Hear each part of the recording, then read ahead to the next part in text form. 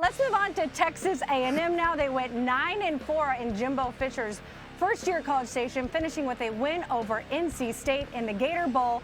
There is a lot of talent coming to College Station. They had the third-ranked recruiting class in 2019, which includes 13 ESPN 300 recruits.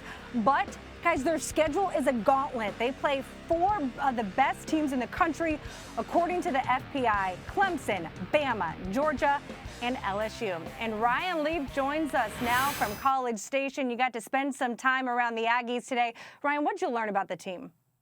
Well, they're very young, but they're very, very talented. And Coach Fisher has really kind of challenged them with this schedule, this gauntlet that you talked about. He's pretty much said this is the ultimate opportunity. It's not an obstacle for them, and he's trying to use that to their advantage. They're very young, like I said, 5 seniors on this roster. They have to look to replace that big-time running game from a year ago, but I like his mindset, and I like the way the team is responding to him early on. You know, the great thing about Texas A&M right now is look at their schedule. We're not even highlighting Auburn because the schedule is so hard with Clemson, Bama, Georgia. Like, we're not even highlighting Auburn, who's going to be really good. But the great thing about this football team is they've got a reliable quarterback, Kellen Mond, who kind of started to put himself certainly on the SEC radar, but the national radar is one of the better quarterbacks in the country. And he's got 3 absolute dogs on the outside that he's going to be able to throw to, and Osborne and Courtney Davis and Rogers. So this is an offense that's still skill position-wise, has a lot of people that can make some noise. They've got some people to replace on defense. But Ryan, you mentioned the schedule. It's difficult. I will say this, though. This team could potentially be one of the rare cases where they're a better football team, and it doesn't necessarily show in the wins and losses record because of that schedule. But we all know Jimbo was brought there to do one thing: knock off Nick Saban, win national championships.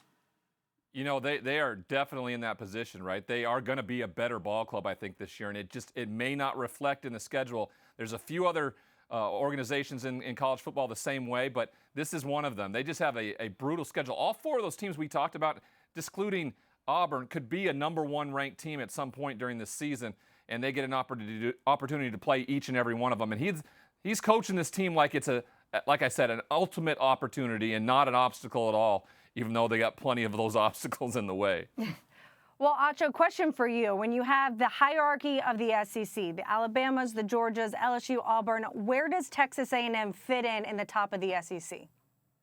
To me, A&M is tier 2. That is, you have Alabama, you have Georgia. Then you have to put A&M right below them with LSU and Florida. You saw what they did to LSU last year. That was a nail-biter.